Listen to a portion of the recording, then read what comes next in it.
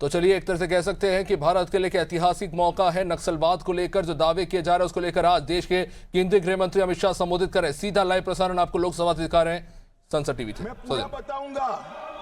मैं पूरा बताऊंगा। मान्यवर, 12 राज्य छत्तीसगढ़, तेलंगाना, आंध्र प्रदेश, ओडिशा, महाराष्ट्र, मध्य प्रदेश, झारखंड, बिहार, बंगाल, केरल, कर्नाटक का कुछ हिस्सा और उत्तर प्रदेश के 3 जिले, ये पूरा रेड कॉरिडोर बनाकर रखा और वहां कानून का शासन समाप्त कर 12 करोड़ लोग गरीबी के अंदर सालों तक जीते रहे, किसी ने चिंता नहीं की। हजारों युवाओं की मृत्यु हुई। एक एनजीओ की अगर मान ले तो इधर और साइड से 20,000 युवा मारे गए। कई पूरा जीवन दिव्यांग बन गए, अपाहिज बन गए, नर्क का जीवन जी रहे हैं और उनके तक विकास भी नहीं पहुंचा। मान्यवर, कौन जिम्मेदार है इसके लिए? क्या इस देश की सबसे बड़ी लोकतंत्र की पंचायत ने क्षीर नीर कर इस पर चिंतन नहीं करना चाहिए या अपने गढ़े गढ़ाई थियोरी लेकर घूमते रहना चाहिए?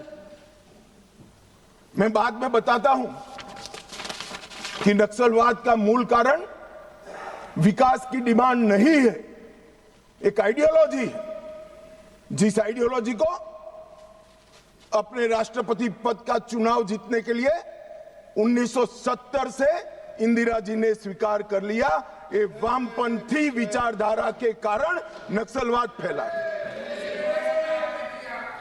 मान्यवर, प्रधानमंत्री मनमोहन सिंह जी ने पूरे देश के सामने स्वीकारा था कि कश्मीर और नॉर्थ ईस्ट की तुलना में भी देश की आंतरिक सुरक्षा की सबसे बड़ी समस्या हथियारी माओवादी, मगर कुछ नहीं हुआ। मान्यवर, 2014 में परिवर्तन हुआ और मोदी जी के शासन के अंदर कई सारी वर्षों पुरानी समस्या का निराकरण हुआ। धारा 370 हट गई, 35A हट गई, राम जन्मभूमि पर भव्य मंदिर बन चुका है, जीएसटी इस देश में आज वास्तविकता बनकर रहा है, सीएए का कानून आ गया है, विधायी मंडलों में मातृशक्ति को 33% आरक्षण दिया गया है। कई सारे बड़े काम जो आजादी के वक्त से इस देश की जनता चाहती थी कि कभी ना कभी हो,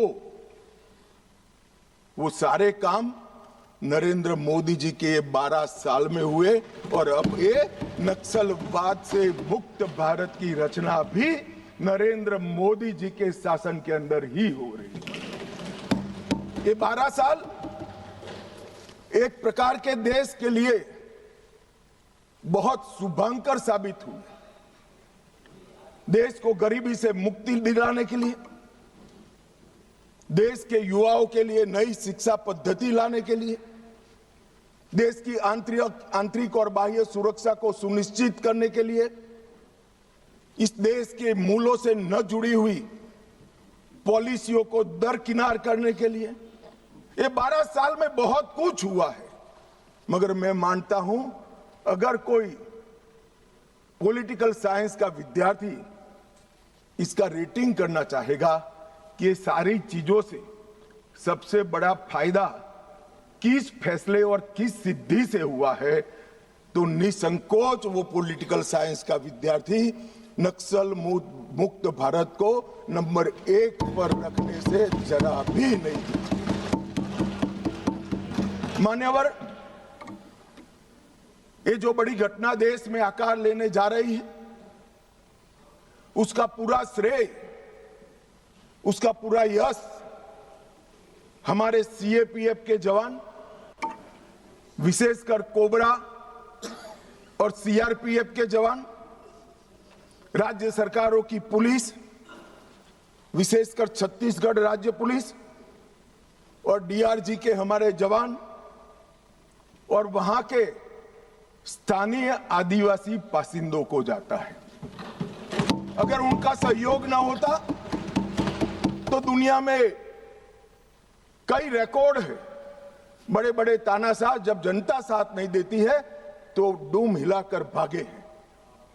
मगर यहां पर आज वामपंथी उग्रवाद समाप्त होने जा रहा है, इसमें जनता का भी बड़ा साथ है माननीय। और आज मैं फिर से एक बार इस चर्चा की शुरुआत में जो हजारों युवा मारे गए, जो सिक्योरिटी फोर्सेस के जवान शहीद हो गए, जिन्होंने अपना सर्वस्व इस देश की आंतरिक सुरक्षा के लिए बलिदान कर दिया, वो सभी को मन पूर्वक पूरे सदन की ओर से विनम्र श्रद्धांजलि देकर उसको एक्नॉलेज करना चाहता हूं।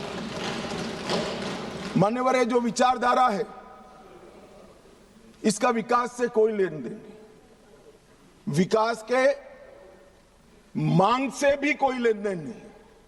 ये विचारधारा कौन सी है? क्या है माओवादी विचारधारा? इसका ध्रुव वाक्य क्या है?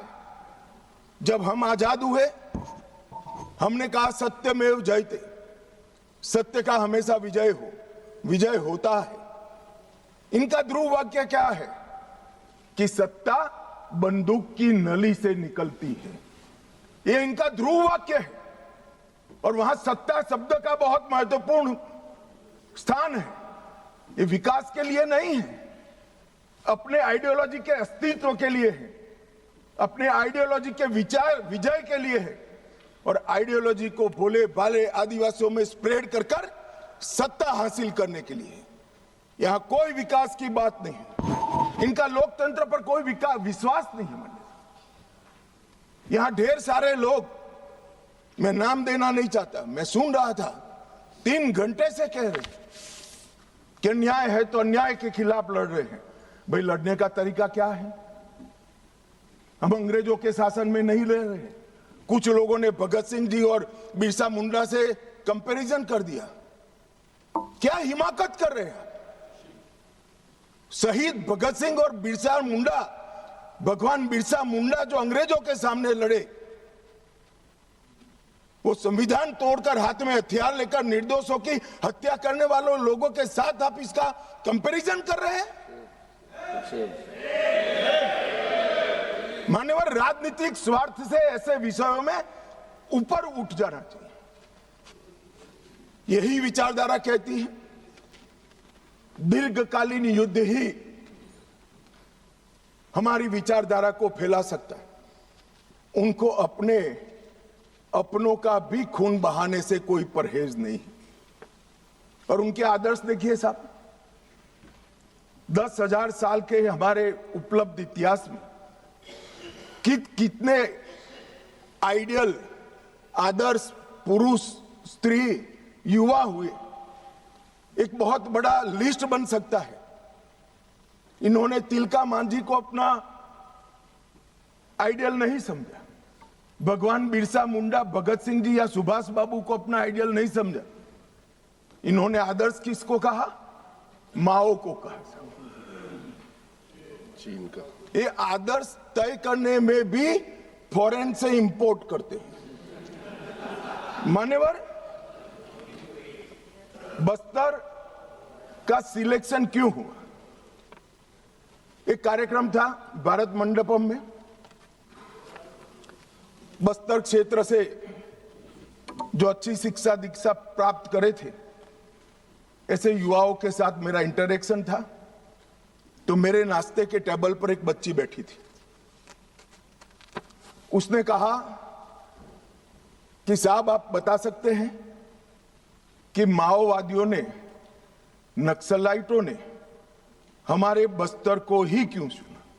मान्यवर, इस विषय को मैं जरा डिटेल बताना चाहता हूं। हम सब जानते हैं कि सन 47 में जब हम आजाद हुए, संसाधन बहुत कम थे। एक लंबी गुलामी के कालखंड को समाप्त कर कर हम आजाद हुए थे। देश के अंदर विकास का नामो निशान नहीं था। दशकों तक, लगभग 2 सदी तक इस देश को गुलामी में लूटा गया।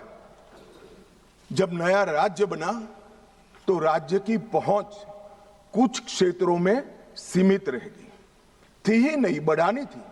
ये तो समय जाते जाते बढ़ेगी। और मान्यवर, क्योंकि संसाधन कम थे, रेवेन्यू कम थी, तो विकास भी परकोलेट होते होते हर क्षेत्र में एक साथ नहीं पहुंचता है। अगर रोड बनाने तो पूरे देश के एक साथ नहीं होते, अगर बिजली पहुंचानी है तो पूरे देश में एक साथ नहीं पहुंच सकती। तो दूर दराज के क्षेत्रों तक स्टेट की पहुंच की कैपेसिटी सीमित, वहां पर विकास नहीं पहुंचा था। राज्य का इकबाल, स्टेट का इकबाल वहां बुलंद नहीं हुआ था। अब ये कह रहे कि अत्याचार के खिलाफ, भाई अगर स्टेट पहुंचा ही नहीं था, सुनियोजित भेदभाव का वातावरण ही नहीं था, तो वहां अत्याचार कैसे हो गए? मान्यवर, एक कहानी गढ़ी जा रही। सच्चाई ये है कि इन्होंने पूरे रेड कॉरिडोर को इसलिए चुना था क्योंकि वहां स्टेट की पहुंच कम थी। इसलिए भोले भाले आदिवासियों को बरगलाकर इनके हाथ में हथियारें पकड़ाई। मैं कुछ दृश्य बाद में आपको बताऊंगा। मुझे एक बात समझ में नहीं आई। 15 अगस्त 1947 के पहले इस देश का ट्राइबल बिरसा मुंडा, तिलका मांझी, रानी दुर्गावती, मुर्मू बंधुओं को हीरो मानकर चलता था। वो आदिवासी 47 से 70 आते आते माओ को अपना हीरो मानने लगा। ये परिवर्तन क्यों हुआ? मान्यवर, ये परिवर्तन विकास और अन्याय के कारण नहीं हुआ, क्योंकि कठिन भूगोल के कारण और स्टेट की अनुपस्थिति के कारण अपनी विचारधारा को फैलाने के लिए वामपंथियों ने क्षेत्र को चुना और भोले भाले आदिवासियों उन्होंने बरगलाना चालू किया, अपनी विचारधारा का अनुयायी बनाया। और थोड़ा आगे बढ़ने के बाद उनको लगा यहां तो अच्छा काम हो सकता है भाई, मगर ये पढ़ लिख जाएंगे तो हमारे साथ नहीं रहेंगे। स्कूलें जला दी, इनके बैंक अकाउंट खुल जाएंगे तो हमारे साथ नहीं रहेंगे। बैंकें जला दी, दवाखाने जला दिए और फिर कहे यहां विकास नहीं पहुंचा है। विकास को तो वामपंथी उग्रवादियों ने वो क्षेत्र में सालों तक नहीं पहुंचने दिया, जो अब नरेंद्र मोदी के शासन में वहां पहुंच रहा है, घर घर जा रहा है। गरीबी के कारण नक्सलवाद नहीं फैला, बल्कि नक्सलवाद के कारण इस पूरे क्षेत्र में सालों तक गरीबी रही। मान्यवर, मैं इसको और अच्छे तरीके से सदन के सामने रखना चाहता हूं। नक्सलवाद की जड़ें गरीबी और विकास से जुड़ी हुई नहीं है मान्यवर, वो वैचारिक है। मैं आज 60s के 4 क्षेत्र पढ़ना चाहता हूं। एक, नक्सलबाड़ी साक्षरता का दर 35% था। बस्तर साक्षरता का दर 23% था। सहरसा बिहार, जो नक्सलवाद से कभी प्रभावित नहीं हुआ, साक्षरता का दर 33% था। और बलिया यूपी का नक्सलवाद से सटा हुआ, सोनभद्र से सटा हुआ जिला, वहां पर भी साक्षरता का दर 31% है। तो चारों स्थानों पर साक्षरता का दर कमोबेश समान था। प्रति व्यक्ति आय नक्सलबाड़ी में 500 रुपया थी, सबसे ज्यादा थी चारों क्षेत्र में।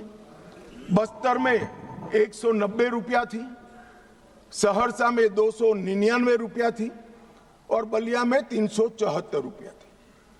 तो प्रति व्यक्ति आय भी चारों क्षेत्र में एक समान थी, मगर नक्सलवाड़ी और बस्तर में वामपंथी उग्रवाद पनपा और सहरसा और बलिया में नहीं, क्योंकि सहरसा और बलिया की भूगोल उनके अनुकूल नहीं थी। वहां घने जंगल नहीं थे, नदी नाले, छुपने की पहाड़ियां नहीं थी, हथियार लेकर अपनी मूवमेंट करने का, आदिवासियों को दबाने का, उनको जबरदस्ती अपनी आइडियोलॉजी के साथ जोड़ने की वहां पर अनुकूलता नहीं थी। अगर विकासी पैमाना होता, अगर प्रति व्यक्ति आय ही पैमाना होता, तो देश के बहुत सारे हिस्से ऐसे थे जहां 70 में विकास नहीं पहुंचा था। वहां क्यों नक्सलवाद नहीं हुआ? और मान्यवर, आज तो मैं इस सदन में ये विचार को सिरे से खारिज कर रहा हूं। हम लोकतंत्र में हैं, हमने इस देश के संविधान को स्वीकार किया है, संविधान के माध्यम से ही आज इस महान सदन के हम सदस्य हैं। अन्याय किसी को भी हो सकता है, अन्याय किसी को भी हो सकता है, विकास कहीं पर भी कम ज्यादा हो सकता है। हम संवैधानिक रास्तों से हमारी लड़ाई लड़ेंगे या हाथ में हथियार लेकर निर्दोषों को मार डालेंगे? किस थ्योरी का यहां से समर्थन हो रहा था, मैं नहीं समझ रहा। अगर आप धमकाना चाहते हैं कि ये होगा तो ये भी हथियार उठाएंगे, ये होगा तो ये भी हथियार उठाएंगे, ये डरने वाली सरकार नहीं है मान्यवर, सबके साथ न्याय करने वाली सरकार। किसी को भी अन्याय हो तो हथियार हाथ में उठा लेना, ये लोकतांत्रिक तरीका है क्या? हमारे संविधान के सारे बताए हुए रास्ते सारे कुंद हो गए, बंद हो गए? संविधान ने हर चीज की व्यवस्था की। मान्यवर, फिर से मैं एक बार नक्सलवाद की, ये तो आप पर निर्भर करता है मान्यवर। मैं आज इस बहस को देख रहे भारत के युवाओं के लिए नक्सलवाद की टाइमलाइन भी बताना चाहता हूं। मान्यवर, 1970 के दशक में नक्सलवाद की शुरुआत नक्सलबाड़ी से हुई, बंगाल से हुई। 1971 के एक ही वर्ष में 3620 हिंसा की घटनाएं वहां पर हुई।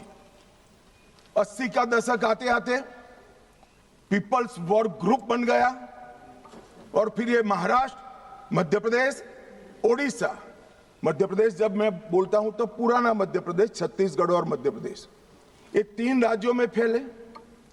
90 के दशक में दुनिया भर में जैसे वामपंथी विचारधारा सिकुड़ती गई, यहां पर भी उग्रवादी गुटों में और वामपंथी पार्टियों में विलय शुरू हुआ और 2004 में 2 प्रमुख गुट मिल गए, सीपीआई माओवादी का गठन किया। इस 70 से 2004 ये पूरा कालखंड में मान्यवर 4 साल छोड़कर पूरा समय कांग्रेस पार्टी का शासन रहा है। ये उनको याद रखना चाहिए। कब माओवादी विचारधारा फैली, पनपी, एकत्रित हुई, वो आपको याद रखना चाहिए। और मान्यवर 70 को भी मैं याद करना, अभी एक माननीय सदस्य जी ने बताया कि 70 में क्या हुआ था। 70 में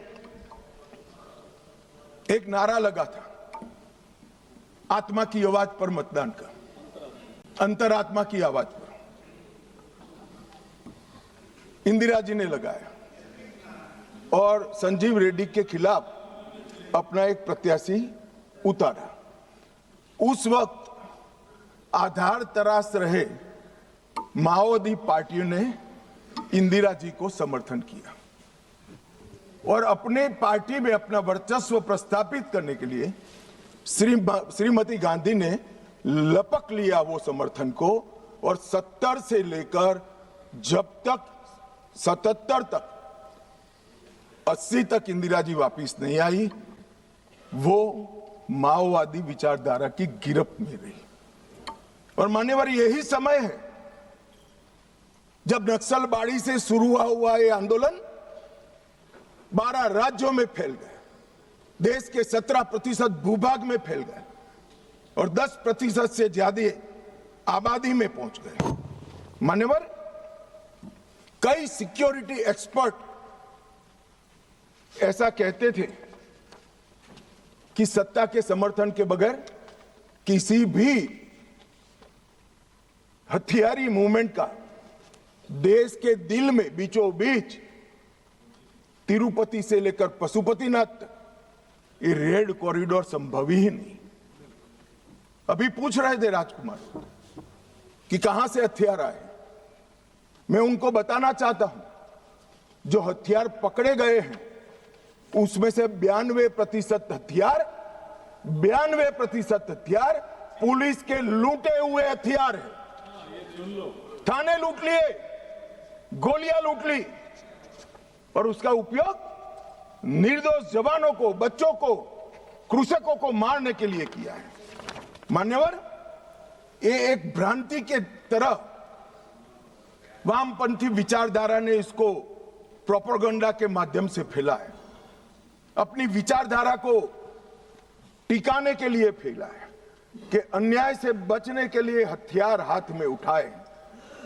मगर मैं फिर से एक बार पूछना चाहता हूं, राज्य शासन और संविधान की वैधता को किसी भी अन्याय के अवेज में चुनौती दी जा सकती है क्या? अन्याय के खिलाफ लड़ने का हमारे संविधान ने रास्ता बनाया है, इसीलिए राजकुमार रोत यहां बैठे हैं, चुनाव लड़े इसलिए यहां बैठे हैं, वरना वो भी सरेंडर की लिस्ट में होते अगर हथियार लिया होता तो आपने, हाँ, इसीलिए कहता हूं यही रास्ता है। हमने आज जिस व्यवस्था के निर्मूलन की मैं बात कर रहा हूं मान्यवर, वो लोकतंत्र की जड़ों पर वार कर रही है। लोकतंत्र का मूल सिद्धांत है किसी भी समस्या का समाधान बहस से निकल सकता है, हथियारों से नहीं निकल सकता।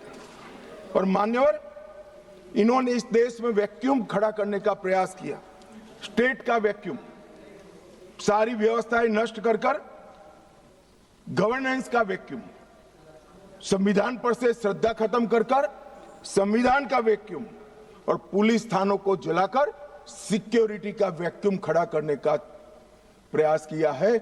मैं आज इस मंच से देश की जनता को ये बताने आया हूं कि माओवादी हिंसा करने वालों के, नक्सलिज्म की हिंसा करने वालों का दिन लद गया है। अब सरकार के लंबा समय नहीं चलेगा और कई देशों में हुआ है, कंबोडिया, पेरू, कोलंबिया, कई देशों के इतिहास इससे भरे पड़े हैं। भयानक रक्तपात हुआ है। हमारे यहां भी 20,000 लोग मारे गए। मान्यवर, ये एक वैचारिक लड़ाई, देश की जनता ने माओवादी उग्रवादियों को, वैचारिक लड़ाई है। माओवादी उग्रवादियों को अन्याय के खिलाफ हथियारों की लड़ाई मानने की गलती नहीं करनी चाहिए, क्योंकि वामपंथी विचारधारा अपना आधार खो बैठी। इसलिए सारे वामपंथी ऐसे येन केन प्रकारेण अलग अलग थियरी रचित कर अपने अस्तित्व को टिकाने में पड़ी। इनका एकमात्र एजेंडा है देश में वैक्यूम खड़ा करना, देश के असंतोष को, स्वाभाविक असंतोष को हथियारों के माध्यम से दिशा देना। स्टेट का वैक्यूम, गवर्नेंस का वैक्यूम, संविधान का वैक्यूम, सिक्योरिटी का वैक्यूम और रक्तपात, यही उनका उद्देश्य है जो अब सफल नहीं होगा। मानिए, और कई सारे भोले भाले ग्रामीणों को एनिमी इन्फॉर्मर बताकर फांसी पर चढ़ा दिया। कौन सी अदालत ने फांसी पर चढ़ाया? इन्होंने जनता अदालत के नाम से एक फारस खड़ा किया, जहां ना कोई वकील है, ना कोई जज है, वो स्वयं बैठे हैं, वो स्वयं फैसले करते हैं और फांसी दे देते हैं। इसका जस्टिफिकेशन करते हुए मैंने तो सुना है, मैं आज नाम देना नहीं चाहता वरना यहां से खड़े हो जाएंगे। मान्यवर, इसका जस्टिफिकेशन नहीं हो सकता। इस देश में संविधान का राज है, फैसला संविधान द्वारा, सरकारों द्वारा रचित अदालतों में ही हो सकता है। और अगर किसी को अन्याय हो गया तो उसके ऊपर त्रिस्तरीय न्यायिक प्रणाली है। उन्होंने पैरेलल गवर्नमेंट चलाई। गवर्नेंस का वैक्यूम कैसे चला? पैरेलल गवर्नमेंट चलाई। छत्तीसगढ़ के बस्तर में उनका होम मिनिस्टर होता था, उनका न्याय मंत्री होता था, उनका लूटे हुए अनाज को बांटने वाला खाद्य और आपूर्ति मंत्री होता था। एक जनता ना सरकार के नाम से एक भ्रांति खड़ी करी और मान्यवर विकास की योजनाओं को इन्होंने रोकने का काम किया। इन्होंने संविधान और न्याय व्यवस्था को निशाना बनाकर संविधान का वैक्यूम खड़ा करने का। कोई चुनाव न लड़े, मतदान नहीं होने देंगे, सरपंच कोई नहीं होगा, तहसील पंचायत जिला पंचायत का सदस्य नहीं होगा, विधायक वो चाहते हैं वो ही जीत कर आएंगे। किस प्रकार की व्यवस्था खड़ी करना चाहते हैं और इसका समर्थन कैसे हो सकता है?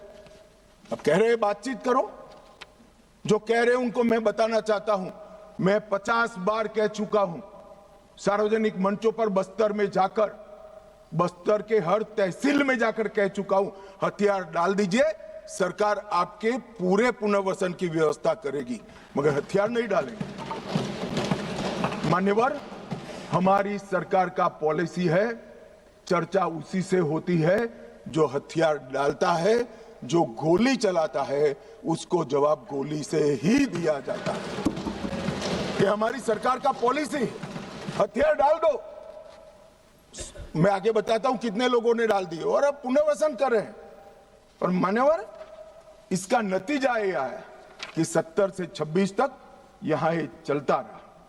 कई ऐसे हमले हुए, जहानाबाद का हमला, 1000 आर्म्स नक्सलियों ने सीआरपीएफ के कैंप को और जेल को कब्जे कर अजय कानू समेत 389 कैदियों को मुक्त कराकर ले गए। आंध्र ओडिशा सीमा पर दर्जनों स्कूलों और इंफ्रास्ट्रक्चर की सुनियोजित विनाश किया। हर ठेके में 20% का जनता ना टैक्स डालते रहे। मान्यवर, 70 ट्रकों में झारखंड में एक साथ आग लगा दी, 11 बोगियों में मालगाड़ी में एक साथ आग लगा दी और वार्षिक वसूली उनकी जनता ना टैक्स की, इनके ही सेक्रेटरी का जो कंप्यूटर मिला है, इसके हवाले से कह रहा हूं, 240 करोड़ रुपया थी मान्यवर, 240 करोड़ रुपया। और इसको कैसे जस्टिफाई कर सकते, किस तरह से जस्टिफाई करते? मान्यवर, मैं आज ये नक्सलवाद मूल कहां से आया, परंतु हमारे देश के लिए वो किसी भी प्रकार से ऐसी स्थिति ही नहीं थी कि जहां इस प्रकार के साम्यवादी विचारधारा, लेफ्टिस्ट विचारधारा का पनपना हो पाए। मान्यवर, मैं 1905 से 1924 रूस में साम्यवादियों ने क्रांति करी। 1914 के युद्ध में रूस की आर्थिक हालत बहुत बिगड़ गई और वहां पर भूख, महंगाई, अव्यवस्था, और 1905 में खूनी रविवार की घटना ने जनता का विश्वास शासन के प्रति तोड़ दिया और उसने 17 की क्रांति की नींव तैयार की। और मान्यवर, मजबूर होकर निकोलस द्वितीय ने गादी छोड़ दी। वहां पर एक वैक्यूम खड़ा हुआ और वैक्यूम को भरने के लिए वहां पर लेनिन की अध्यक्षता में साम्यवादी सरकार आई। इसी तरह से चीन में एक अव्यवस्था खड़ी हुई। करोड़ों किसानों गरीबी और भूखमरी से जीवन जी रहे थे और 1921 में कम्युनिस्ट चीनी पार्टी की स्थापना हुई। माओ उनके नेता बने। कम्युनिस्टों और कुओमिंटांग के बीच में, जो वहां के सो कॉल्ड राष्ट्रवादी थे, राजा के वफादार थे, इनके बीच में युद्ध हुआ और 34-35 में एक लॉन्ग मार्च हुई और मान्यवर, एक पीपल्स रिपब्लिक ऑफ चाइना की स्थापना 1939 में हुई। अब ये 1939 और 1925 वो दो महत्वपूर्ण घटनाएं हैं। इसका हमारे देश में क्या असर हुआ है समझिए साहब। जैसे ही रसिया में साम्यवादियों की सरकार का गठन हुआ, यहां पर 1925 में सीपीआई की स्थापना हुई, कम्युनिस्ट पार्टी ऑफ इंडिया। अब ये जो समर्थक है उनको मैं पूछना चाहता हूं, रसिया में कम्युनिस्टों की सरकार बनी, उसी वक्त यहां सीपीआई बना, सीपीआई की स्थापना हुई, इसके बीच में कोई रिलेशनशिप है क्या? ये सोचने की बात है। रसिया की सरकार ने स्पॉन्सर कर दुनिया भर में कम्युनिस्ट पार्टी की रचना की, इसका एक हिस्सा हमारे यहां बना हुआ है। अब जिस पार्टी की नींव ही किसी दूसरे देश की प्रेरणा से गई है, वो हमारे देश का भला कैसे सोचेंगे? इन्होंने तो अंग्रेजों का भी समर्थन किया था। 1964 में कम्युनिस्ट पार्टी मार्क्सिस्ट बनी। यह भी समझने जैसा है कि सीपीआईएम क्यों बना। मान्यवर 64 में 69 में 1969 में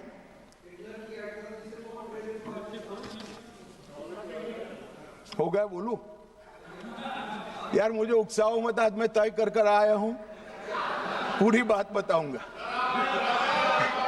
मान्यवर 1964 में सीपीआईएम बना। यह भी समझना पड़ेगा कि सीपीआई थी, फिर सीपीआईएम क्यों बनी। मान्यवर 1964 में सोवियत रशिया और चीन के बीच में झगड़ा हुआ, तो दोनों साम्यवादी राष्ट्र के अंदर अलग अलग विचारधारा की साम्यवादी सरकारें आई। जैसे अलग अलग विचारधारा की आई, तो यहां पर चीन की भी एक समर्थित पार्टी सीपीआई मार्क्सिस्ट खोल दी, जो अभी बोल रहे थे, अपने अमराराम जी बोल रहे थे। मान्यवर ये दोनों पार्टियां कम्युनिस्टों की, एक रसिया में जब क्रांति हुई तब हुई, और एक रसिया के चीन के बीच मतभेद हुआ तब हुई। इसके बाद 69 में संसदीय राजनीति का विरोध करने के लिए, मेरी बात ध्यान से सभी लोग सुने, आपके माध्यम से मैं देश को भी कहना चाहता हूं, 1969 में सीपीआई एमएल मार्क्सिस्ट की स्थापना हुई। इसका उद्देश्य कोई विकास का वैक्यूम बनना नहीं था, कोई अधिकारों की रक्षा नहीं था। उसके संविधान में उद्देश्य था संसदीय राजनीति का विरोध कर सशस्त्र क्रांति करना, जो रसिया और चीन में कर चुके थे। मगर यहां राजाशाही नहीं बची थी, अंग्रेज यहां था नहीं, यहां संविधान से चलने वाली एक लोकतांत्रिक सरकार बन गई थी। फिर क्यों संसद का विरोध? चुनाव लड़ते, जीत कर आते, अपनी बातों को लोगों को मनवाते, मगर वैसे तो कोई बात सुनेगा नहीं। इसलिए सशस्त्र क्रांति, क्रांति कई प्रकार की होती है। वैचारिक क्रांति होती है, कुछ लोगों ने गीतों लिखकर क्रांति की है, महात्मा जैसे लोगों ने अहिंसक क्रांति करी थी। इन्होंने सशस्त्र क्रांति और दूसरा संसदीय राजनीति का विरोध करना, ये दो उद्देश्यों के साथ सीपीआई मार्क्सिस्ट बना। और मान्यवर यही आज के माओविस्ट है। ये मूल समझे बगैर अन्याय अन्याय अन्याय अन्याय रटे जा रहे। भाई अन्याय के लिए नहीं बनी है, हमारी संसदीय राजनीति का विरोध करने के लिए, संसद का जिसका आप सदस्य हो, इसका विरोध करने के लिए बने। उसके बाद में 75 में जैसे ही कांग्रेस का समर्थन मिला, एमसीसी माओइस्ट बनी और बिहार झारखंड केंद्रित पार्टी बनी। फिर पीडब्ल्यूजी में बना, वो आंध्र केंद्रित बना। 82 में दलित किसान केंद्रित सशस्त्र संघर्ष CPI ML party unity Bihar में बनी। दलित किसान केंद्रित संघर्ष इनका उद्देश्य था। 98 में पीपल्स वॉर ग्रुप बना और उसमें माओवादियों का एकत्रीकरण हुआ। इतना सब करने के बाद भी वो सफल नहीं हुए और 2000 में PLJA बना, GA बना, जो सैन्य विंग बनी, गुरुल्ला फोर्स बनाई मान्यवर, और 2004 में ये पीडब्ल्यूजी, एमसीसी दोनों का विलय हो गया। तो थ्योरी वाले और हथियार उठाने वाले दोनों 2004 में विलीनीकरण हुआ, 14 में मोदी जी आए और 26 में सबकी समाप्ति हो गई। ये टोटल 1925 से लेकर 2026 तक 101 साल का उनका इतिहास है माननीय। इसीलिए मैं कहता हूं मेरे साथी सदस्यों को जो सामने बैठे हैं, आप इसको अन्याय का स्वरूप, अन्याय के खिलाफ संघर्ष का स्वरूप मानकर महिमा मंडित मत करो। हम जिस सदन में बैठे इसका विरोध करने के लिए वो जन्मे हैं। वोट की जगह बुलेट से शासन प्राप्त करना चाहते हैं। और मान्यवर, अगर यही बात है कि चर्चा करिए, चर्चा करिए, चर्चा करिए, चर्चा से कोई परहेज नहीं है। हर कोई चर्चा का स्वागत करता है, पर फिर तो पुलिस क्यों रखी है? पुलिस की जरूरत ही नहीं है। सेना क्यों रखी है? पैरामिलिट्री फोर्स क्यों रखे हैं? कुछ लोग ऐसे होते हैं जो चर्चा से मानते ही नहीं है, वहां बल प्रयोग कर कर उनके अत्याचार से निर्दोष नागरिकों को बचाना पड़ता है। जब नक्सलवादियों ने सैकड़ों निर्दोष किसानों को बम लगा लगा कर पैर बगैर का कर दिया, कई स्कूलों में रेड कर कर 8 साल के, 9 साल के, 10 साल के बच्चों को उठाकर ले गए और नक्सलवाद की सेना में भर्ती कर दिया, और क्या हम मूक दर्शक बनकर खड़े रहे? ये भारतीय जनता पार्टी की सरकार है। हर नागरिक की सुरक्षा नरेंद्र मोदी ने सुनिश्चित करी है। जो भी अन्याय करेगा नागरिकों के साथ, समझा तो ठीक है मान्यवर, वरना फोर्स इसी के लिए बनाई गई है। इसका उपयोग भी होगा, परिणाम भी आएगा, और आज आ भी गया है।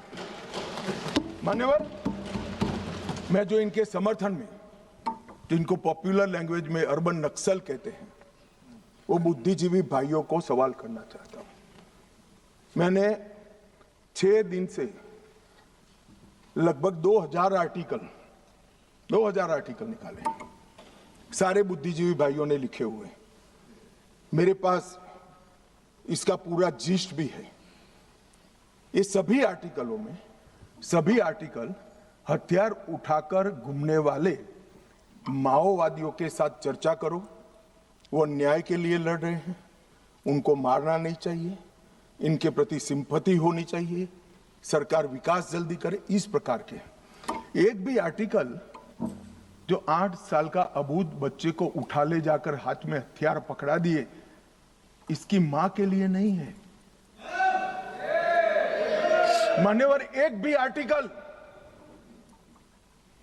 अपने गांव से खेत में जाते हुए किसान का पैर उड़ गया और पूरा जीवन दिव्यांग बन गया, इसकी सिंपैथी के लिए नहीं है। 5000 से ज्यादा सिक्योरिटी फोर्सेस लड़ते लड़ते शहीद हो गए, उनकी विधवाओं के लिए एक भी आर्टिकल नहीं है। इनके अनाथ बच्चों के लिए एक भी आर्टिकल नहीं है। आपकी मानवता संविधान तोड़कर हथियार लेकर घूमने वालों के लिए ही है। इनके हथियारों से जो नागरिक मारे जा रहे हैं, इनके लिए आपकी मानवता नहीं है। मानवता के दोहरे चरित्र को मैं स्वीकार नहीं करता मान्यवर। ये मानवतावादी नहीं है, नक्सलियों के समर्थक है। अगर मानवतावादी होते तो वो किसान का पैर उड़ गया, इसकी भी चिंता होगी। वो अबूझ बच्चे से इसका बचपन छीन लिया, इसकी भी चिंता होती। मान्यवर, वो हाथ में हथियार लेना नहीं चाहते, गरीबों के हाथ में हथियार दिलाकर अपनी विचारधारा को, अपनी आइडियोलॉजी को पनपाना चाहते हैं, मगर उनके भी दिन लग गए हैं। स्पष्टता से सुन लीजिए, ये पूरे देश में अब जागरूकता आई है। और क्या हुआ है, पूरा देश आज सुन रहा है, पूरा देश आज समझ रहा है। मान्यवर, मैं आज एक और बात बता दूं। किसी सदस्य ने जिक्र किया सलवा जुड़म का, और कांग्रेस के नेता और सारे लोग, मैं नाम देना नहीं चाहता, वरना फिर से खड़े हो जाएंगे। मान्यवर सलवा जुडम का जजमेंट जो है इसका पक्ष लेते हैं। मान्यवर सलवा जुडम की शुरुआत 2005 में राज्य समर्थित मतलब सरकार समर्थित जन आंदोलन के रूप में हुई। आदिवासी युवाओं को एसपीओ बना गया, जिसको कोया कमांडो कहते थे, और उनको ये जो आतंक फैलाते थे इनके सामने लड़ने के लिए ट्रेनिंग दी गई। मान्यवर एम्बुश की रणनीति जो अपना रहे थे इसके खिलाफ उसी प्रकार की रणनीति अपनाने का निर्णय हुआ। अब मैं ये पूछना चाहता हूं कि सलवा जुडम की शुरुआत किसने की? मान्यवर किसी बीजेपी के कार्यकर्ता ने नहीं की थी।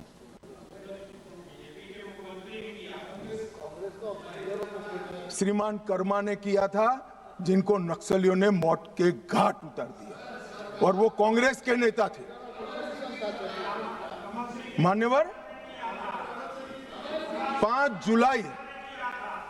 जुलाई 2011 को सर्वोच्च अदालत ने नंदिनी सुंदर और अन्य लोगों ने एक विवाद दायर किया और सुप्रीम कोर्ट ने जस्टिस सुदर्शन रेड्डी के नेतृत्व में तय किया कि नक्सलियों के खिलाफ राज्य की ये लड़ाई गैर कानूनी है और तुरंत ही इनको हथियार वापस लेने का ऑर्डर कर दिया। परिणाम क्या हुआ मान्यवर? उनके हथियार वापस लिए गए। नक्सलियों के हाथ में हथियार थे। इन्होंने चुन चुन कर सलवा जुडम में जुड़े हुए लोगों को मार दिया मान्यवर। और वही सुदर्शन रेड्डी विपक्ष का उपराष्ट्रपति पद के प्रत्याशी बने मान्यवर।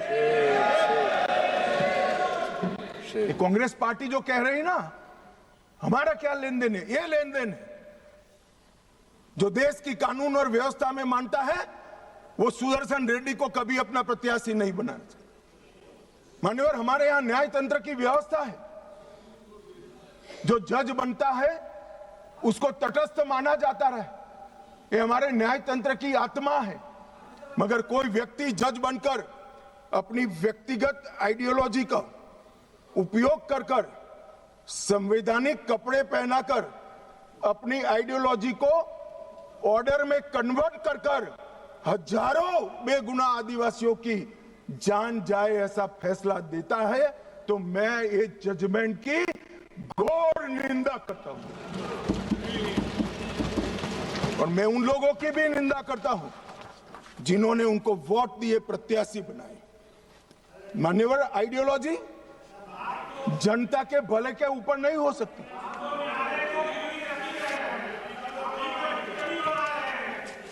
मान्यवर आइडियोलॉजी कभी अबूझ आदिवासियों की सुरक्षा के ऊपर नहीं हो सकती। आइडियोलॉजी जनता के भले से ऊपर नहीं हो सकती। मान्यवर ये कह रहे हैं विकास नहीं है, विकास नहीं है। 2014 के पहले का मैं बोलूंगा तो फिर से हो हल्ला करेंगे, मगर 14 के बाद का तो बोलने का मुझे अधिकार है मान्यवर, क्योंकि हमारी पार्टी की सरकार है। हमारे नेता के नेतृत्व में, नरेंद्र मोदी जी के नेतृत्व में सरकार चल रही है मान्यवर। 2014 के बाद ये पूरे क्षेत्र में 17,589 किलोमीटर सड़कें बनाने का मंजूरी दिया है, जिसमें 12,000 किलोमीटर सड़कें बन चुकी हैं। ये विकास की बात करें, वो इसलिए हो रहा है कि धीरे धीरे धीरे नक्सलवाद समाप्त हो रहा है, वरना वहां सड़कें नहीं होती थी। आईडी गाड़ देते थे, ट्रकों को जला देते थे, और लगभग 20,000 करोड़ रुपया खर्च हो चुका है। 20,000 करोड़ रुपया। मोबाइल टावर लगभग 5,000 मोबाइल टावर 6,000 करोड़ के खर्चे से हम लगा चुके हैं मान्यवर। वहां पर दूरसंचार पहुंचेगा तो ये दुनिया के साथ जुड़ेंगे, देश के साथ जुड़ेंगे, विकसित भारत के साथ जुड़ेंगे। मान्यवर, 2 अन्य योजनाओं में और 8000 4G टावर बनाने का हुक्म नरेंद्र मोदी जी ने किया है। बाद में दिल्ली जितनी ही कनेक्टिविटी छत्तीसगढ़, महाराष्ट्र और तेलंगाना के आदिवासी क्षेत्र में होगी।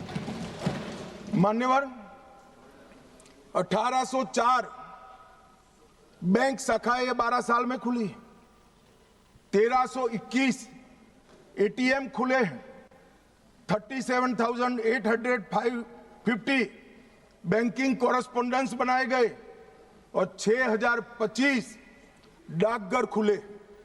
ये सिर्फ 12 साल में हुआ है, आगे कुछ नहीं हुआ। चर्चाएं करी, विकास माओवादियों ने होने नहीं दिया। हमने माओवादियों के साथ चर्चा नहीं करी, उनको समाप्त किया और विकास को आगे बढ़ाया। 259 एकलव्य आदर्श विद्यालय हमने बनाए मान्यवर।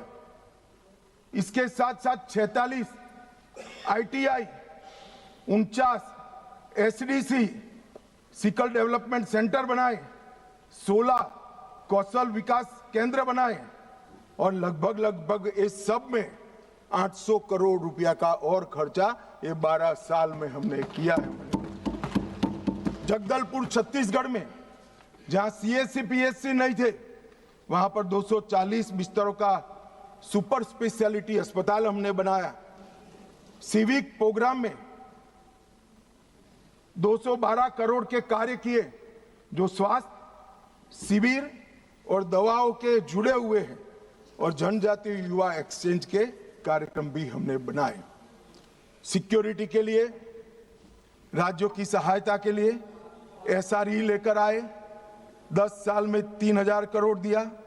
स्पेशल इंफ्रास्ट्रक्चर स्कीम लेकर आए और 5000 करोड़ दिया। एक्सटेंडेड SIS योजना लेकर आए और 2000 करोड़ दिया और 4000 करोड़ केंद्रीय निधि द्वारा क्रिटिकल पब्लिक इंफ्रास्ट्रक्चर, जैसे पानी की छोटे पानी की टंकी है, जोड़ने वाली पुलियां हैं, गांव के अंदर पंचायत घर बनाना है, इसके लिए 4000 करोड़ रुपया दिया। मान्यवर, ये क्यों हो पाया और 70 से अब तक क्यों नहीं हुआ था? कांग्रेस पार्टी करना नहीं चाहती थी, ऐसा नहीं है।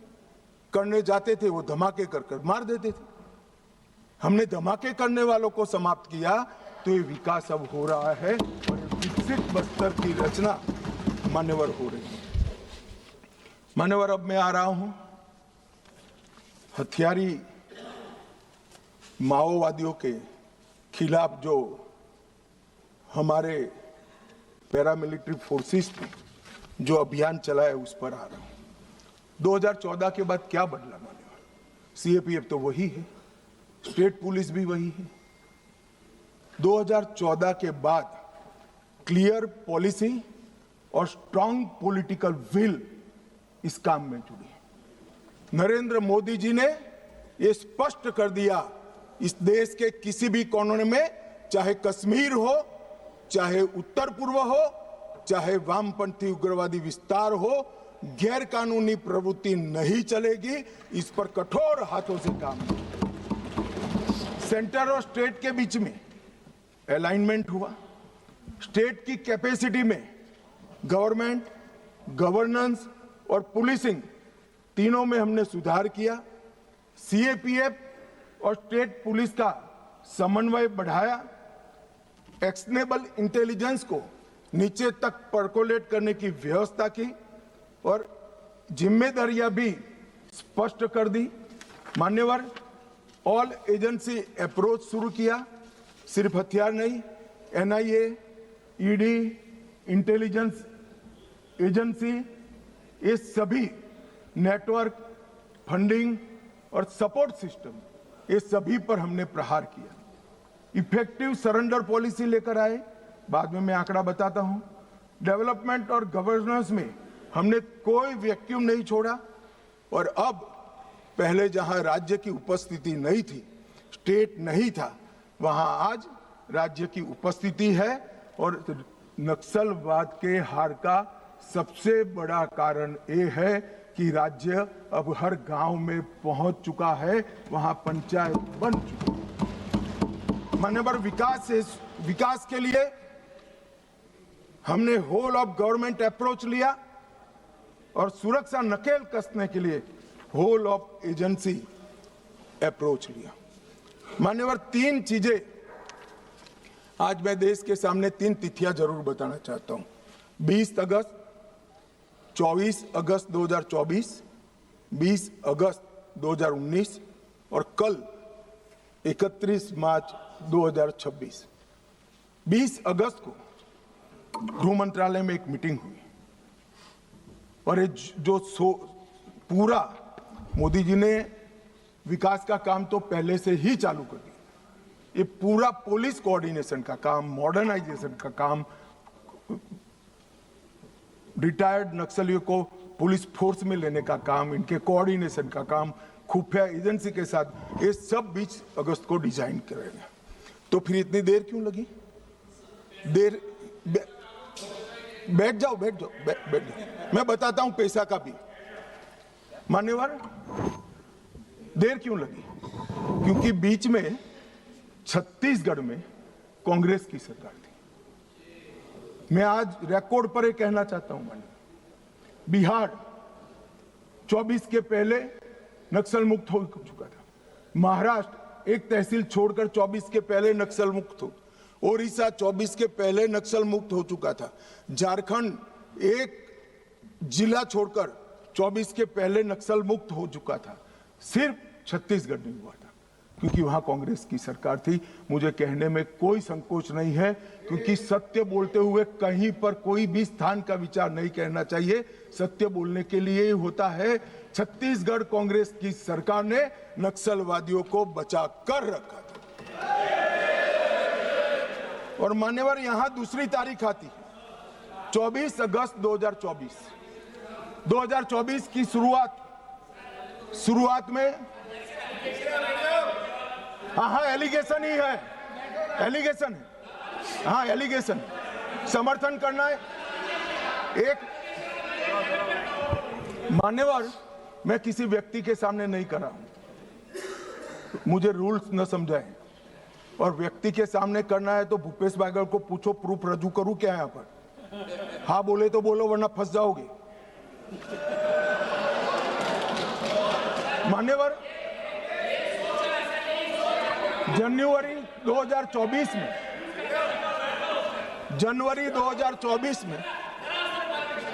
पूछ के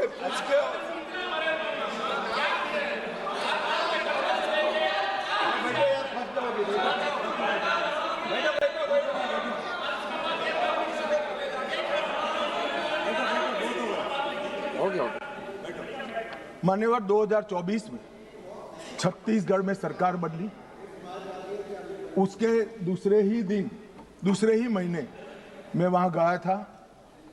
भाजपा की सरकार ने पूरा समर्थन का भरोसा दिया, साझा रणनीति बनी और 24 अगस्त 2024 को मैंने घोषित किया था कि 21 मार्च 2026 को ये नक्सलवाद पूरे देश से हम समाप्त करें।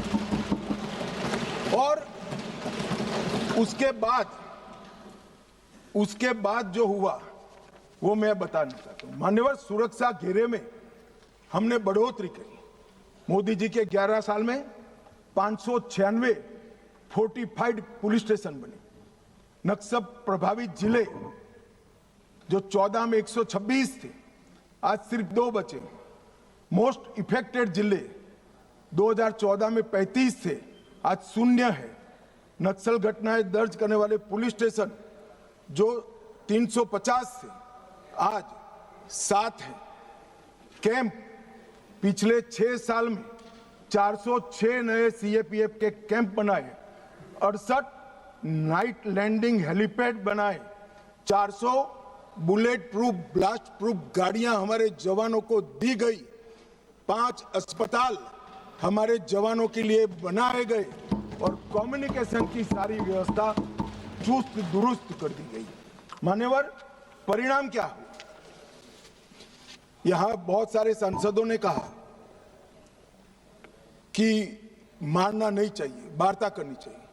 मैं आंकड़े उनके लिए पढ़ रहा हूं, 24, 25 और 26 इसका संयुक्त आंकड़ा मान्यवर में पढ़ता हूं।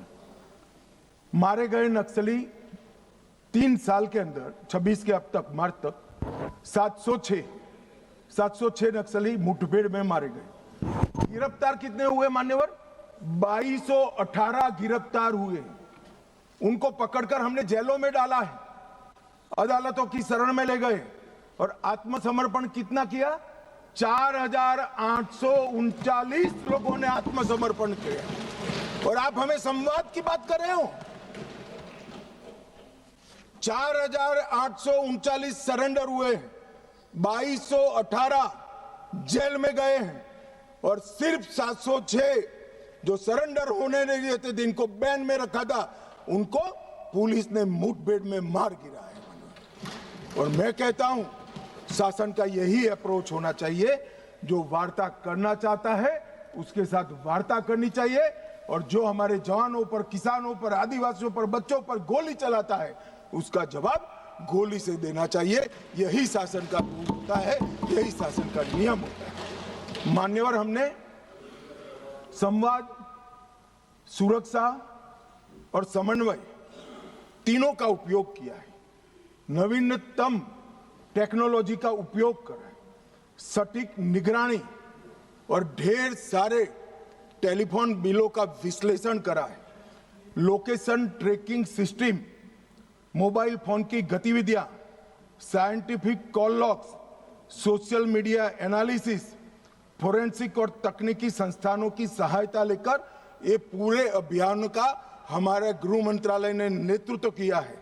ड्रोन सर्वेलेंस, सैटेलाइट का उपयोग, इमेजिंग टेक्नोलॉजी और आर्टिफिशियल इंटेलिजेंस आधारित डेटा एनालिसिस से ये सफलता मान्यवर प्राप्त हुई है। मान्यवर, कई ऐसे अभियान भी चले जिसने बड़े बड़े क्षेत्र क्लियर कर दिए। अगर मैं नहीं बोलता हूं तो हमारे जवानों के लिए अन्याय हो जाएगा। ऑपरेशन ऑक्टोपस 2022 में चला, बूढ़ा पहाड़ क्षेत्र में बिहार में चला। Operation double would Gumla, Lohardaga और लातेहार जिलों में चला। 8 से 25 फरवरी तीनों जिले नक्सलवाद से मुक्त हो गए। 2022 में चला। ऑपरेशन थंडरस्टॉर्म झारखंड के सरायकेला, पश्चिमी सिंहभूम और खूंटी जिले में 1 से 3 सितंबर 22 में चला। ऑपरेशन भीमबंद मुंगेर जिले के जून व जुलाई 22 में चला। ऑपरेशन चक्रबांधा बिहार के गया और औरंगाबाद जिलों में 22 में चला। और ये सारे एरिया मान्यवर इससे मुक्त हो गए। मान्यवर, एक ऑपरेशन की ओर मैं विशेष ध्यान दिलाना चाहता हूं सदन का। ऑपरेशन ब्लैक फॉरेस्ट तेलंगाना और छत्तीसगढ़ की सीमा में 50 किलोमीटर लंबी और 37 किलोमीटर चौड़ी एक पहाड़ी है। ये पहाड़ी पर इन्होंने अपना एक परमानेंट कैंप बनाया था। 5 साल लड़ सके इतना असला, इतने हथियार, सोलार से वहां लाइट की व्यवस्थाएं, ढेर सारी आईडी बनाने की फैक्ट्रियां और 5 साल का अनाज वहां पर भरा था। 400 से 500 कैडर वहां पर एकत्रित थे।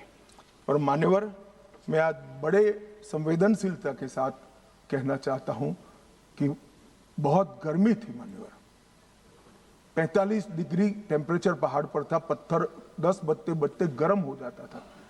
शरीर में से 2 लीटर 3 लीटर पसीना बह जाता था। हम जवान को पीने के लिए रेशनिंग में 300 ग्राम पानी देते थे। जवानों ने उफ नहीं की मान्यवर। 21 दिन तक ऑपरेशन चला। 30 से ज्यादा माओवादी मारे गए। बाकी सारे नीचे उतरते ही पुलिस के साथ मुठभेड़ों में मारे गए या सरेंडर किए। और ये पूरा असला हमने जब्त कर लिया। इसी ने महाराष्ट्र, छत्तीसगढ़ मतलब बस्तर और तेलंगाना में माओवादी आंदोलन का अंत। मैं आज भी बड़ी विनम्रता के साथ और बड़े भाव के साथ सीए बोलता हूं।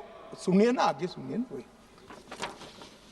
मान्यवर, बड़ी विनम्रता के साथ और बड़ी संवेदनशीलता के साथ कोबरा, सीआरपीएफ, डीआरजी और छत्तीसगढ़ पुलिस को मन पूर्वक इस सदन में सैल्यूट करना चाहता हूं। मान्यवर, इन्होंने अमानवीय धैर्य का उपयोग कर इनके किले को तोड़ा है। वैसे ये कह रहे हैं ग्रेहाम का भी रोल है, मगर हमें तेलंगाना सरकार ने ऊपर आने से ना बोल दी थी कि हम ऊपर नहीं आएंगे, ये नीचे आएंगे तो हम इनको रोकेंगे। इसके लिए धन्यवाद। जो नीचे आए इसको रोका है, ऊपर नहीं आए मान्यवर। और ये आज जो 2024 की इनकी मुख्य कैडर है मान्यवर, इसकी स्थिति आज मैं बताना चाहता हूं। सेंट्रल कमेटी मेंबर और पोलिट ब्यूरो मेंबर 2024 की शुरुआत में कुल 21 थे। मेरी बात ध्यान से सुनिएगा, ये इनकी पार्टी का केंद्रीय नेतृत्व है। 21 थे, एक पकड़ा गया है, 7 सरेंडर हुए हैं, 12 मारे गए हैं और एक फरार है, उसके साथ भी वार्ता चल रही है। मुझे लगता है वो भी जल्दी सरेंडर कर देंगे। तो 21 के 21 सेंट्रल कमिटी मेंबर और पोलिट ब्यूरो मेंबर समाप्त हो चुके हैं और केंद्रीय व्यवस्था उनकी टूट चुकी। दंड कार्यालय में 27 स्टेट कमिटी थी, 27 की स्टेट कमिटी थी, 3 अरेस्ट हुए, 20 सरेंडर हुए, 11 मारे गए और 2 से बातचीत चालू हुई है। वो भी 37 के 37 लोग दंडकारणीय जो उनकी मुख्य स्टेट कमेटी थी वो समाप्त हो चुकी। Madhya Pradesh, Maharashtra, Chhattisgarh MMC state committee 3 surrender कर गए, 3 की ही बची थी। ओडिशा 4 बचे थे, 1 सरेंडर करा, 3 मारे गए। ओएससी ओडिशा 5 सरेंडर करे, 5 मारे गए, 10 ही थे। डिस्टर्ब रीजन ब्यूरो अरेस्ट 1 हुआ, 3 मारे गए, 1 फरार है, खाली मान्यवर 1 ही फरार है, तो 6 के 6 हो गए। और तेलंगाना में 6 सरेंडर हो गए, 3 मारे गए, 1 भी नहीं बचा है। तो उनकी पोलिट ब्यूरो मेंबर और सीएमसी ये पूरा समाप्त हो चुका है। और हमने लक्ष्य किया था कि 31 मार्च को नक्सल मुक्त करेंगे। मैं पूरी व्यवस्था होने के बाद देश को भी सूचित करूंगा, मगर मैं ऐसा बोल सकता हूं, धड़ल्ले से बोल सकता हूं कि हम नक्सल मुक्त हो गए हैं, ऐसा कहने में कोई तकलीफ नहीं। मान्यवर, बसवराजू इनके महासचिव न्यूट्रलाइज हुए। हिडमा जिन्होंने 27 लोगों को मारा था, 28 वर्ष से एक्टिव थे। बसवराजू जी 49 वर्ष से एक्टिव थे। विवेक 40 वर्ष से एक्टिव था, न्यूट्रलाइज हुआ। गजरल्ला रवि 11 वर्ष से एक्टिव थे, न्यूट्रलाइज हुए। कदारी सत्यनारायण राव रेड्डी 46 वर्ष से एक्टिव थे, न्यूट्रलाइज हुए। गणेश उइके 44 वर्ष से एक्टिव थे, न्यूट्रलाइज हुए। वेणुगोपाल आत्मसमर्पण किया, 46 वर्ष से एक्टिव थे। वासुदेव आत्मसमर्पण किया, 36 वर्ष से एक्टिव थे। पल्लूरी प्रसाद राव चंदना 46 वर्ष से एक्टिव थे, आत्मसमर्पण किया। रामदेव माझी देवू 36 वर्ष से एक्टिव थे, समर्पण किया। टिपरी तिरुपति 44 वर्ष से एक्टिव थे, उन्होंने भी सरेंडर कर दिया है। मान्यवर, मुख्य हथियारी माओवादी समाप्त हो चुके हैं। मान्यवर, हमने एकदम ल्यूकरेटिव पुनर्वसन पॉलिसी को भी अपनाया है। मान्यवर, आत्मसमर्पण की प्रोत्साहन राशि 50,000 घोषित की गई है। सामूहिक सरेंडर पर दुगना कर देते हैं। मोबाइल सबको सरकार की ओर से देते हैं। हथियार जमा कराने पर और मुआवजा देते हैं। पुनर्वसन केंद्र पर कौशल प्रशिक्षण व टूल किट का वितरण करते हैं। 10,000 रुपया प्रति माह 36 माह तक हम उनको देते हैं। सभी को मोदी जी ने प्रधानमंत्री आवास योजना की गिफ्ट दी है।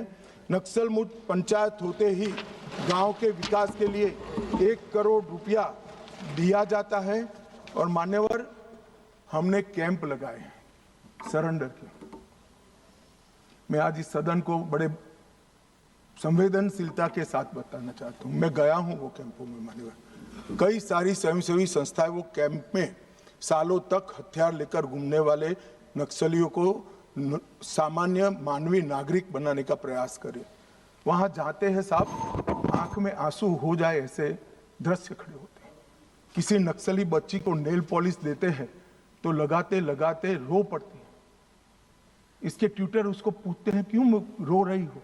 कि पहली बार मैंने जीवन में नेल पॉलिश लगाया है, 7 साल की थी, ये मुझे उठा ले गए, तब से पैंट शर्ट और बूट में घूम रही हूं, मैंने जीवन को कभी देखा नहीं। मान्यवर, लिपस्टिक लगाते लगाते वो रो पड़ते, मेहंदी हाथ में लगती है, उनकी खुशी का कोई ठिकाना नहीं रहता। वहां पर बस्तर में मान्यवर साप्ताहिक बाजार लगते हैं, उनके माँ बाप को मिलने के लिए ले जाते हैं। खुद तो माँ बाप के आशीर्वाद लेते हैं और नए जीवन की आशीर्वाद मांगते हैं। कुछ लोग माँ बाप को पीटने लगते हैं, क्यों दे दिया हमने नक्सलियों को, हमारा जीवन बर्बाद कर दिया। 25-25, 30-30 साल तक न पढ़े न लिखे, निरक्षर रहे, खाना नहीं मिला, पशुओं की तरह दौड़ते रहे, ना रात देखा ना दिन देखा, पूरा जीवन इनका तबाह हो गया। और जिसको भी ये नक्सलवादी हिंसा अन्याय का सामना लगती है, मेरे सबसे करबद्ध निवेदन है, एक कैंप में जाकर 2 रात बिताइए, आपको मालूम पड़ेगा ये नक्सलवादियों ने क्या किया। और यहां बैठकर फैशनेबल तरीके से इनका पक्ष लेना, कि इनकी सुनो, इनसे चर्चा करो, बहुत सरल है किसी के पास जवाब? ये 15,000 बच्चों के जीवन बर्बाद कर दिए, कौन जिम्मेदार है किसी के पास जवाब? क्या सारे बुद्धिजीवी अर्बन नक्सल जाकर देखिए कैंप में आपने क्या किया है। आप तो इसी चैम्बर में बैठकर कोर्ट के प्रोटेक्शन के अंदर आर्टिकल लिखते रहते हैं, वहां जीवन के जीवन उजड़ गए हैं और किसी को परवाह नहीं है। अपने आप को ह्यूमन राइट का चैंपियन मानते हैं। मैं पूछना चाहता हूं, 32 साल की आयु तक मेहंदी न लगाने वाली बच्ची के ह्यूमन राइट का कौन चिंता करेगा? मान्यवर, उसकी चिंता नरेंद्र मोदी करेंगे और कोई। इनका अधिकार जो छीन लिया है, इसका हिसाब कभी न कभी देना पड़ेगा। मैं तो जन्म से हिंदू हूं मान्यवर, कर्मों में मानता हूं। जिन्होंने भी शब्द से भी प्रचिन्न समर्थन नक्सलाइटियों का किया है, वो सब इस पाप के इतने ही भागीदार है जितना बंदूक लेकर घूमे। मान्यवर, इनकी नौकरी और रोजगार के लिए हमने ढेर सारे प्रयास किए हैं। मान्यवर, कौशल केंद्र बनाए हैं, 12वां इनके बच्चों के लिए 12वीं तक की मुफ्त शिक्षा करी है। महिलाओं को 2 लाख का और पुरुषों को 5 लाख का ऋण की व्यवस्था है। वहां बस्तर ओलंपिक और बस्तर पंडुम, इसके माध्यम से संस्कृति और खेल का हम बढ़ावा कर रहे हैं। और वहां पर अब 1,20,000 कलाकारों ने बस्तर पंडुम में भागीदारी ली और 5,50,000 आदिवासी खेल खेले। मेरा तो विपक्ष के सभी उन सदस्यों से विनती है कि जो इसको न्याय की लड़ाई कहते हैं, वो बस्तर पंडुम और बस्तर ओलंपिक में जाएं। मान्यवर, मेरे घर पर जिनके पैर उड़ गए, हाथ कट गए, आंख चली गई, ऐसे लोग आए थे, नाश्ता किए थे। मैं जानता हूं उनकी वेदना। राष्ट्रपति जी ने भी उनको बुलाया था। कभी 1 घंटा तो उनके लिए निकालो भाई। इन पर जुर्म डालने वाले को लिए भाषण करने के लिए आपके पास बहुत समय है। वो जुर्म का परिणाम देखने के लिए 1 घंटा निकालिए, ऐसा मेरा निवेदन है। मान्यवर, आज मैं यहां पर अंत में 2070 से नक्सली आतंक क्यों चला, इसके तय में भी जाना चाहता हूं। मान्यवर, जब मनमोहन सिंह की सरकार बनी तब एक NSC बनी थी, नेशनल एडवाइजरी काउंसिल। पीएम की काउंसिल ऑफ मिनिस्टर तो हमने सुनी थी, पार्लियामेंट में बहस के दरमियान सदस्य एडवाइस दे वो भी सुना था। एक नई national advisory council extra constitutional forum खड़ा किया गया जो देश के कानून बनाता था। इस फोरम में कौन था मान्यवर? सोनिया जी इसकी अध्यक्ष थी, हर्ष मंदर इसके सदस्य थे। उनके एनजीओ अमन वेदिका में शीर्ष नक्सली नेता की पत्नी को जिम्मेदारी दी गई थी और रिकॉर्ड है कि वह उन नक्सलियों में शामिल थी जिन्होंने अपहरण के केस अर्बन एरिया में किए थे। और मान्यवर एनएसी देश का नीति निर्धारण करती थी। रामदयाल मुंडा वो कहते थे नक्सल ऑपरेशन जरूरत से ज्यादा कठोर है। ये प्रच्छिन्न समर्थन ने ही नक्सलियों की हिम्मत बढ़ाई। Shabnam Hashmi, Ram Punaniya, Usha Ramanathan, NC Saxena, Jean Dreze, Farah Naqvi और मान्यवर एक विनायक सेन, वो 2010 में अदालत द्वारा दोषी पाए गए, फिर भी प्लानिंग कमीशन की हेल्थ स्टीयरिंग कमेटी और ऐसे महत्वपूर्ण पदों पर उनको रखा गया। और जयराम रमेश ने एक महेश राउत को जो नक्सली था उसकी रिहाई के लिए तत्कालीन कांग्रेस के मुख्यमंत्री को पत्र लिखा था। और मान्यवर ये नंदिनी सुंदर, रामचंद्र गुहा, EAS शर्मा, ये सारे लोग सलवा जुडम के केस के साथ भी जुड़े थे।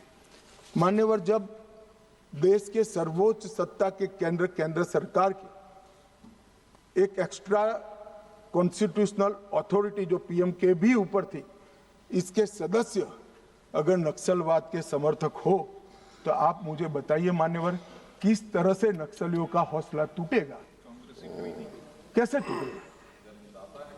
और एक कांग्रेस पार्टी ने किया था मान्यवर। ये भाग नहीं सकते मान्यवर, ये तो इतिहास है। और जो लोगों को विरोध है मेरी बात की, कल आने वाले दिनों में सैकड़ों पुस्तकें लिखी जाएगी जो आपके कारनामों से भरी हुई होगी। कैसे भागोगे? लोकतंत्र के अंदर किसी का आवाज दबाया नहीं जाता।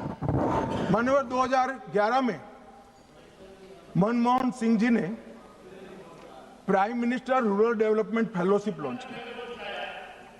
मान्यवर उनका काम युवाओं को एक्सपोजर देना था। इसमें एक महेश राउत फेलो बने जो महाराष्ट्र पुलिस के नक्सलियों के साथ संबंध के चलते महाराष्ट्र पुलिस के केस में जेल में गए। अब प्राइम मिनिस्टर ऑफिस ने की हुई prime minister rural development fellowship जब लॉन्च हुई तो उसका एक बेनिफिशियरी नक्सलवादी है, तो नक्सलवादियों के हौसले भला कैसे टूटेंगे? मान्यवर 2010 गृह मंत्री चिदम्बरम जी ने एक वक्तव्य दिया चितलनार छत्तीसगढ़ में एक साथ 76 जवानों को मार दिया। उसके बाद जेएनयू जिसका अभी अमरा राम जी महिमा मंडन करते थे, जेएनयू वो यूनिवर्सिटी में उत्सव मनाया, वहां एक नृत्य किया कि 76 पुलिस के जवान मारे गए और नृत्य में जमीन पर भारत का तिरंगा बिछाकर पैर के नीचे रख कर नृत्य किया। इसका समर्थन ये मान्यवर करते हैं। मान्यवर चिदम्बरम साहब 76 जवान मारे जाने के बाद किसी को खाना मुंह नहीं लगता, पानी हलक से नीचे नहीं उतरता है। मान्यवर चिदम्बरम साहब ने कहा हम आपसे, मतलब कोट अनकोट है और नक्सलियों को कह रहे, हम आपसे हथियार डालने के लिए नहीं कह सकते क्योंकि हम जानते हैं आप ऐसा नहीं करोगे क्योंकि आप हथियारबंद आजादी की लड़ाई में विश्वास करते हैं। मान्यवर किस प्रकार से ये देश चला है और पूरे तालाब में पानी भरा है, इसमें गोता लगाते हैं और कपड़े भिगोए बगैर बाहर निकलते हैं। हमने तो कुछ किया ही नहीं, मैंने तो ऐसा जादूगर देखे नहीं है। तालाब में गोता लगा दे आदमी और बाहर निकले, एक भी कपड़ा भीगा ना हो और कहेंगे मैं तो निर्दोष हूं, मैं गया ही नहीं, मैं तो बोला भी नहीं, चला भी नहीं। एक कमाल जादू आता है मान्यवर।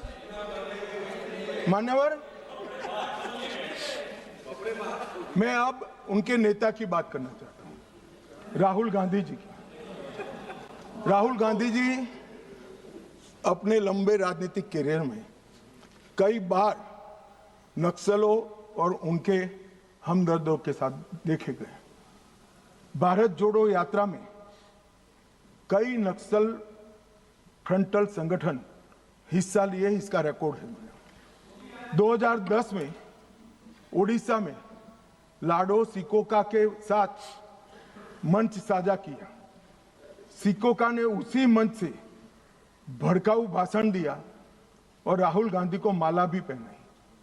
2018 में हैदराबाद में गुम्माडी विट्ठल राव उर्फ गद्दार से मुलाकात की, जो विचारधारा के करीब रहे। मई 25 कोऑर्डिनेशन कमेटी ऑफ पीस, मान्यवर 2025 कोऑर्डिनेशन कमेटी ऑफ पीस, इसके साथ मुलाकात की। मान्यवर आज हिडमा जब मारा गया, मान्यवर 172 जवानों को मारने वाला हिडमा जब मारा गया, इंडिया गेट पर नारे लगे, कितने हिडमा मारोगे, हर घर से निकल लेंगे हिडमा। ये वीडियो को राहुल गांधी ने स्वयं ट्वीट किया है। कैसे बच सकते हैं? इन्होंने 70 से लेकर मार्च 26 तक नक्सलवाद का समर्थन किया है, ये नरसंहार का समर्थन किया है और 20,000 लोग जो मारे गए, इसका दोषी अगर कोई एक है तो कांग्रेस की वामपंथी विचारधारा वाली पार्टी। नक्सलों के साथ रहते रहते ये पार्टी और उनके नेता खुद नक्सलवादी बन गए हैं। और इसका जवाब इस देश की जनता को चुनाव में देना पड़ेगा। ये बात यहां से रुकेगी नहीं, जनता की अदालत में जाएगी मान्यवर, और इसका जवाब उनको देना पड़ेगा। मान्यवर फिर से एक बार ये लड़ाई में जो जवान जिस फोर्स के शहीद हुए हैं, अपाहिज हुए हैं और जो नागरिक मारे गए, वो सबको पूरे सदन की ओर से मनपूर्वक श्रद्धांजलि देकर मेरी बात को पूरा करता हूं।